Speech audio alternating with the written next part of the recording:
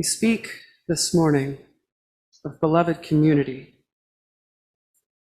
It's a big idea, bigger than it might initially sound. To weave us into this, I have words from that luminary of freedom, Dr. Martin Luther King, in his speech, "Why should you love your enemies?" Why should we love our enemies? The first reason is fairly obvious. Returning hate for hate multiplies hate, adding deeper darkness to a night already devoid of stars. Darkness cannot drive out darkness, only light can do that. Hate cannot drive out hate, only love can do that. Hate multiplies hate, violence multiplies violence, and toughness multiplies toughness in a descending spiral of destruction. Right.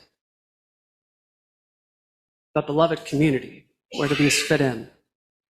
Every Sunday since I've came to this congregation, I've wrapped up worship the same way, same benediction, always saying, may we rock, roll, and move towards that beloved community on the horizon. And I borrowed this from my mentor, Reverend Jake Morrill, the rocking, the rolling, the moving, being intended to address all the ways we get around and about we must, if we are to make a dream like beloved community a reality.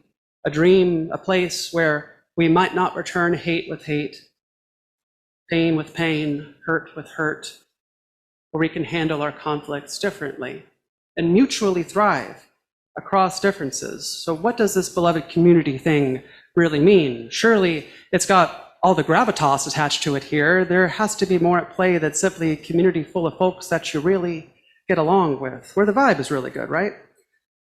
And certainly the idea of beloved community promotes an ecosystem of relationships through which ideally folks do get along. In such a community, they get along despite differences and conflict, are actually made greater for those differences, better for them. They're being necessarily pluralistic.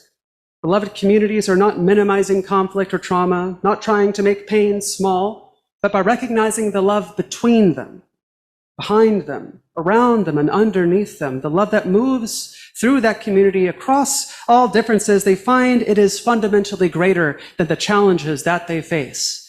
It's a love that meets grief with gratitude and ultimately engenders a generous spirit in the lives of those who share in its company.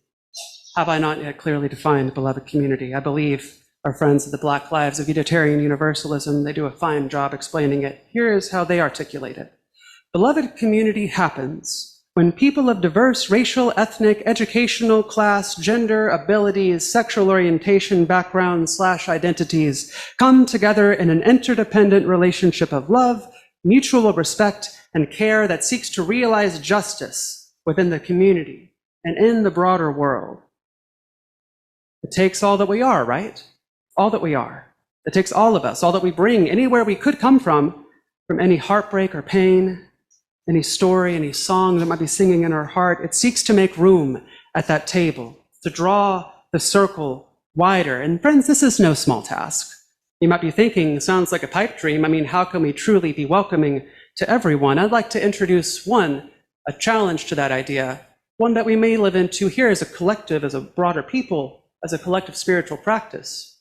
Because beloved community is one in which we have to be reflexive, right? When a need arises, that's when we know to meet it. But we might also do more research on our own and think about ways in which we can keep our space, ourselves, our questions, our own hearts expansive to what is possible in a human life. And so I lift up this idea promoted by a colleague and a dear friend, C.B. Beale, who is one of our great, I guess you could say,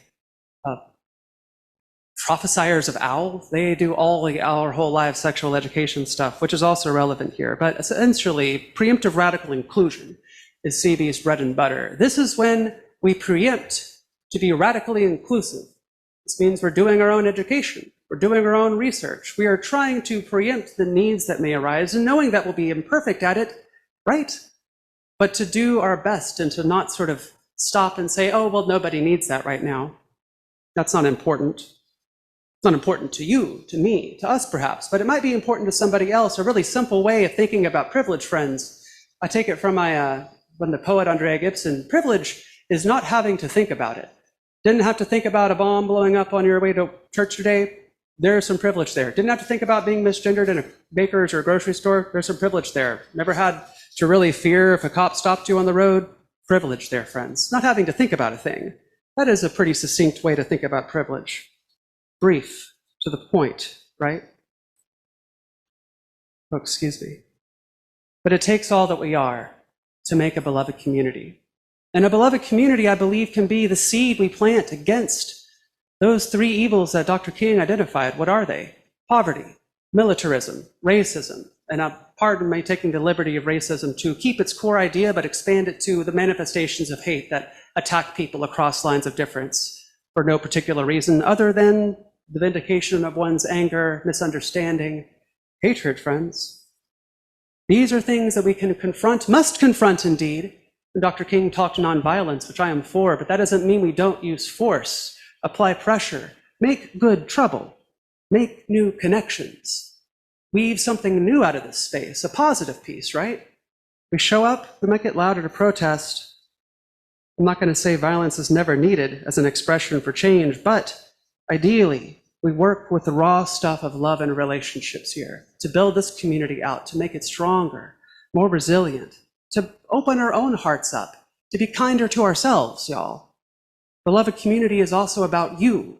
I'll remind the first principle says the inherent worth and dignity of all people, not just your neighbor, begins with us, welcoming in the parts of our own hearts that are hard to carry, to recognize that all of you could be welcome. What would that feel like for you? Now really think about it. What would that be like for you to really be able to be welcome in a space?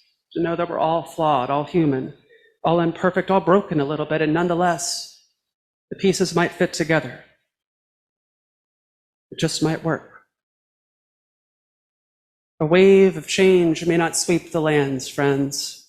And I doubt anything I say right here, right now, of course, or anything we might do individually could have a broader impact on the great troubles, the wicked problems that entangle this world. But what is to be done, I think? We might hold on to the idea of beloved community here. We might get it in our bones, get it in our own heart to make room for the parts of ourselves that we struggle with, that we struggle to accept. Bring your whole heart here, friends. Bring it here and make beloved community real. Rock, roll, and move towards it, yes. Cultivate that compassion and trust, bit by bit, and that can be really hard, especially for those of us who have ever lived on the outside. Anybody with a marginalized sense, it can be hard to just say, trust people. Our trust may have been broken before. It doesn't take all of us. It doesn't take all that we are, all of our time, all of our money, all of our everything. That way of church is broken and old and belongs in the past. Let us do something new here. A little bit. Push a little bit past where you think you might be bounded, and that is your room for growth. That is the capacity for trust you can express. If you could express that trust, that openness, that you may be welcome, it might blossom into something new. What is it Jesus says about mustard seeds? The smallest of seeds, which grows into a large tree, given care and water. Faith is like this. Trust is like this. Love is like this. And I pray in my heart, we can see that made real here, blooming into something beautiful, lemons and all kinds of things, right? All the good that we bring comes from the ways in which we grow together, and through our growing together, grow better individually as well. May it be for us, friends, for always, that we may be loving one another into deeper realness. Amen. Blessed be.